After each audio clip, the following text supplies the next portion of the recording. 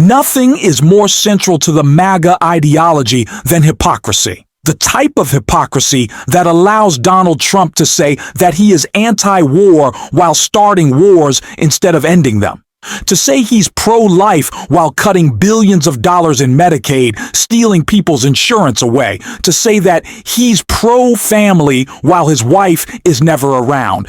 And his son is now missing. Yes, Barron Trump once again is missing in the middle of a number of scandals for Donald Trump. That only makes the situation worse. We're going to get into it all. But before we do, if I could quickly ask you to leave a like on this video, and if you haven't already, and you enjoy our channel, to hit that subscribe button because it goes a long way in supporting our work. Now, before we can get into this report on Barron and what it means for all of the family dynamics with Trump, and I guess the contract that he probably has with Melania, I want to start with a different member of the Trump family, Mary Trump, who is just talking about her uncle's health. I see it in his eyes. Mary Trump links uncle's bizarre behavior to grandpa's Alzheimer's. Donald Trump's niece, the clinical psychologist and best-selling author Mary Trump, sees similarities between the 79-year-old president's increasingly erratic behavior, which has stoked questions about his physical and mental health, and that of his father, the New York property magnate Fred Trump, who suffered from Alzheimer's before dying in 1999 at the age of 93. I think the most important thing to know about Donald's health is that this is a person who has had very serious, severe psychiatric disorders that have gone undiagnosed, and they have worsened because they've never been treated. Mary said so much of what we're seeing is a result of those undiagnosed, untreated psychiatric disorders. On top of that, there are clearly some physical health issues, and often it seems that it's not just that he's forgetting things. He doesn't seem to be oriented to space and time or place and time. And I'm not a neuropsychologist or neurologist of any kind. I used to be a neuropsychological testing. But that aside, I think the best frame of reference is, as you said, my experience with my grandfather, and I do see similarities again, the occasional confusion. Where am I? Who's around me? The forgetting of people who are right in front of him, and that was one very interesting experience with my grandfather. The least important people in his life were the people he forgot first. So you could sort of gauge your importance to him by how quickly he forgot you or how long it took for him to forget you. He ended up forgetting my grandmother.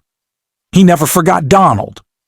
So that was always fascinating to me, and he'd been married to her for over 60 years. Mary Trump was speaking to the Court of History podcast hosted by Clinton aide turned Lincoln biographer Sidney Blumenthal and the Princeton historian Shan Willens. At this point, it's becoming harder to ignore questions about Donald Trump's cognitive sharpness.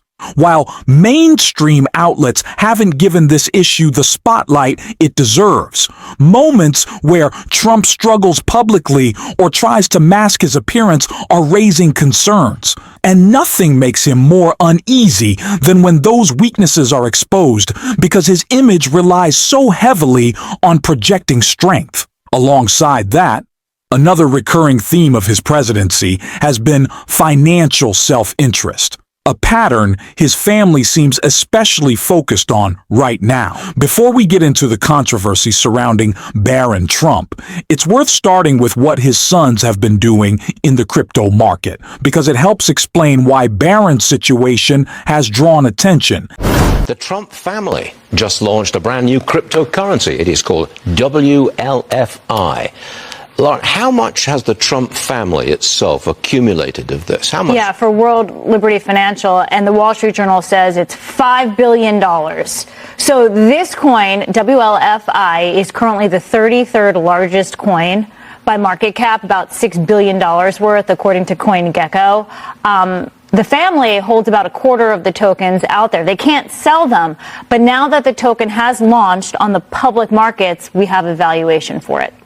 The Wall Street Journal says this token is the family's most valuable asset, exceeding their property portfolio. But they can't sell those tokens. They can't do it. No. Not yet. Not yet. Correct. Not yet. My goodness me. $5 billion? Eye-popping numbers. He is the crypto president, the first one ever. A lot of crypto-friendly legislation, regulation. What it amounts to is it's crypto-friendly legislation coming from the President of the United States, who is in turn cashing in on the crypto phase. Personally, his family. Conflict of interest. They say no, but that's how it appears. That's true. Even Fox can acknowledge that this is one big scam. I saw a headline the other day saying that Eric Trump, because of this coin, is now a billionaire in his own right. He didn't earn the money. He didn't make that money. He grifted the money. Eric Trump hasn't created anything of value. He is profiting off of his father's name. The accusation that was made against everyone in the Biden family for years by Republicans. And now that it's Donald Trump, nobody even cares.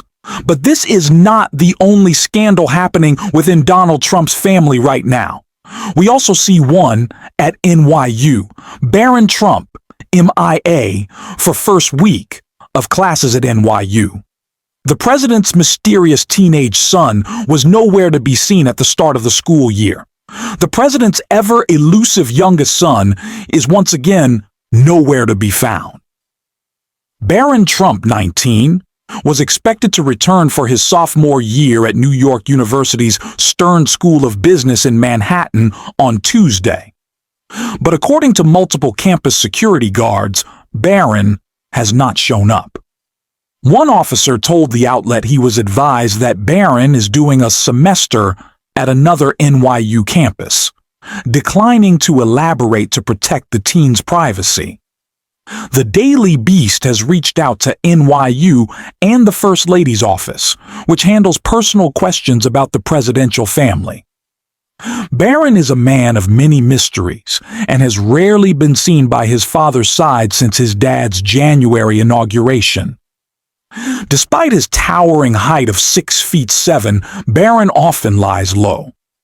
He kept mainly to himself his freshman year of college, is an avid video game player, and was called an oddity on campus by the president of NYU College Republicans during an interview for Vanity Fair. Barron Trump has been notably absent from the public eye, which has fueled speculation, especially as other Trump family members dive deeper into ventures like cryptocurrency.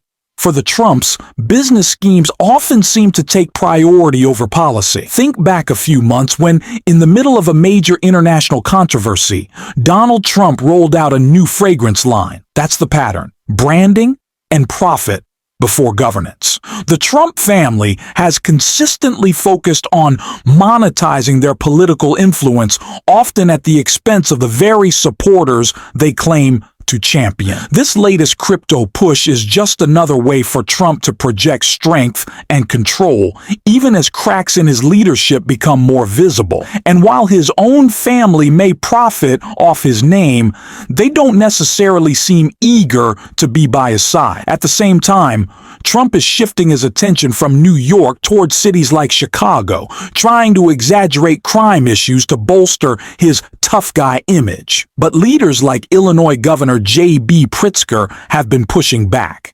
And he made that clear in this recent interview. It's a kind of a frightening development in the history of the country that you have a federal government not communicating with state government about something like this. As much as they're saying things on television, which is what people are hearing, there's been reports that they have been in touch at some level with local police or local law enforcement. What are you preparing for in terms of the scope of this? Well, we did get one call finally. This is after weeks of Donald Trump threatening and saying he's sending troops in and not telling us exactly what their plan is. But we got one call from this fellow, Gregory Bovino, who's a leader at Customs and Border Patrol and ICE. And he's the one who caused a lot of the mayhem in Los Angeles. He is apparently leading the effort to come into Chicago. And he called our state police and let us know, let our state police director know only that they are coming and that they intend to be in place by the end of this week. And that's it. They didn't tell us how many. They didn't tell us what actions they're going to take. They didn't tell us what neighborhoods. Remember, we have local law enforcement here who are responsible for keeping the peace, making sure that we're operating at a appropriate level to keep crime down, and to have people roaming the streets, wearing uniforms, and arresting people off the streets, wearing masks and driving their military-like vehicles. And tossing people in, and that's incredibly disruptive. Yeah. And if they would just let us know, Chicago Police, Illinois State Police, where they're going, what time they're going. I mean, we are obligated not to stand in the way, also not to assist, but we also can be of assistance to the residents by keeping them safe while these operations are going on. And again, no communication at all, and especially, of course, on the subject of whether they're going to send National Guard from another state or from my state into neighborhoods in Chicago. Democrats need to use this moment to highlight policy wins, especially in areas like crime and immigration, where Donald Trump's approaches have fallen short. The truth is, Democrats have delivered results, and it's time to talk about that openly instead of shying away. If a message feels unpopular, work to make it popular by showing the success behind it. Lean into your accomplishments, point out Trump's failures, and don't stop repeating that contrast. That's exactly what we'll continue doing here on this channel every single day. If you'd like to support the work, hit that subscribe button, give this video a like, and if you've made it to the end, drop a blue heart in the comments. And until next time, I will see you soon.